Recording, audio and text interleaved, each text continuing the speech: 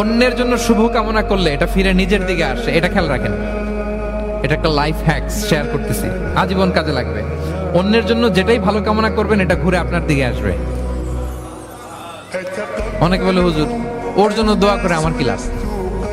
নিজের জন্য আল্লাহ আমারে মাফ করে দাও, আল্লাহ আমারে সমৃদ্ধি দাও, আল্লাহ আমার বেতন বাড়াও, আল্লাহ আমার ব্যবসায় বরকত দাও, আল্লাহ আমার ছেলেরা হাফেজ বানাও, আল্লাহ আমার বউ, আল্লাহ আমার মেয়ে, আল্লাহ আমার আমার আমার সব আমার ভালো আপনি চাচ্ছেন নিজের জন্য, অন্যদের জন্যও চান।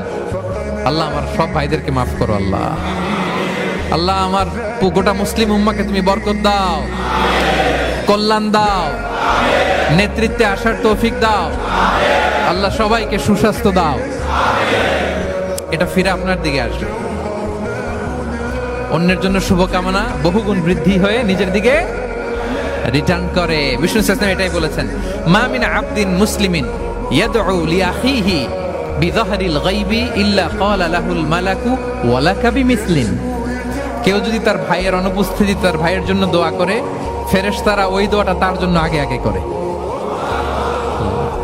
তাহলে অন্যের জন্য শুভকামনা করলে, দোয়া করলে লাভ না লস? ধরেন আমি মোশাররফ ভাইয়ের জন্য দোয়া করলাম যে আল্লাহ মোশাররফ ভাইকে তুমি সুস্থ করে দাও, তখন ফেরেশতারা বলে আল্লাহ যিনি দোয়া করতেছে তার যদি কোনো রোগ বালাই থাকে আগে তারে সুস্থ করে দাও। ধরেন আমি বেলায়েত ভাইয়ের জন্য দোয়া করতেছি, আল্লাহ